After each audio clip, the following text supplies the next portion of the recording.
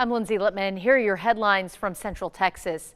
Continuing coverage in the investigation of a suspended Army OBGYN at Fort Hood. A law firm representing 16 alleged victims held a press conference on Tuesday to discuss their experiences. Our Juliana Jackson tells us why victims say the Army failed them. And be aware, some of these details are disturbing. He would improperly photograph and videotape these women as he was conducting those procedures. As he was conducting the procedures, he would go to a back room, he would put his phone in his breast pocket, and he would explain to the women that he's expecting a phone call. Attorney Andrew Kobos is demanding accountability and answers for his alleged victims. He also says this is one of the largest sexual assault cases in the Army. On many occasions was alone with his patients in their medical rooms. Even when they asked for other folks to come and to join them, they were denied. Kobos says the alleged victims reported unauthorized procedures, inappropriate touching, and after-hours contact from the doctor. Only to have that trust violated when he took it upon himself to perform a second vaginal surgery on me without my consent while under general anesthesia, and was manipulated into believing this was okay when I was in recovery and in pain. He also says that Army criminal investigators have contacted the women whose images were found on the doctor's device. As an active duty military spouse, we often do not have the option to seek medical care elsewhere. We're forced to place our faith and trust in the on-base medical system, but that system has failed us. The women say they deserve answers. I fear going to sleep at night out of what may happen to me while I am asleep, and wake up in a panic out of what may have happened while I was sleeping.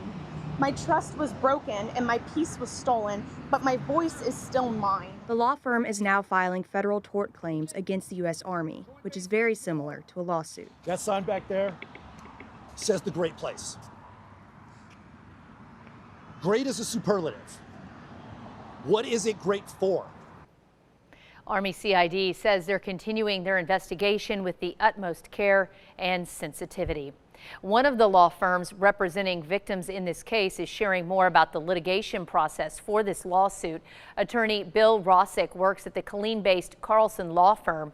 His firm is currently representing 3 alleged victims actively, but he worries that this could end up affecting women by the hundreds.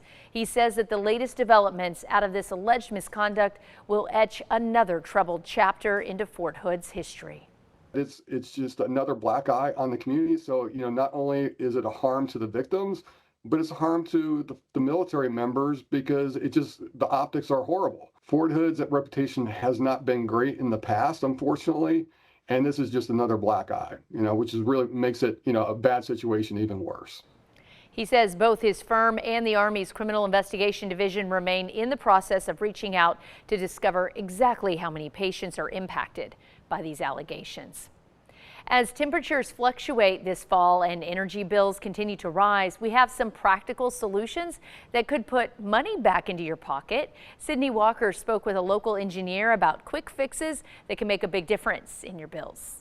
There are lots of changes you can make around the house to save on your electric bill. Using the savings, you kind of pay back over time. But with the government shutdown, many Central Texans need to save a buck now. Dr. Praveen Malali has some hacks, like relying on windows in Texas's unpredictable fall. So you basically use outside air, cool down the house, and then close the windows, of course, when you leave the house in the morning.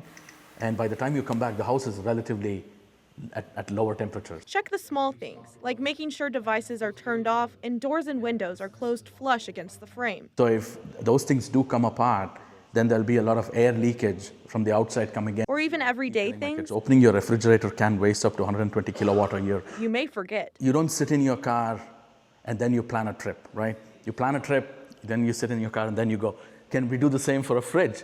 Okay, what do we need? See if you can, think about it. And then open the door. Appliances like a refrigerator use lots of energy. So do lights. We live in Texas, so one of the great things about here is you have good sunlight.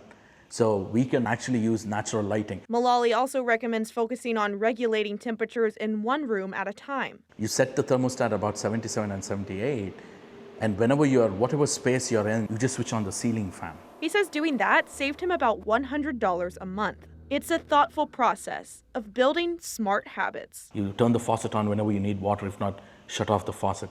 The same applies to energy. Some smart tips that don't require a complete home renovation to see those results. From how long you keep the fridge open to when you turn on the lights, they can add up to real savings over time. And those are your headlines from Central Texas.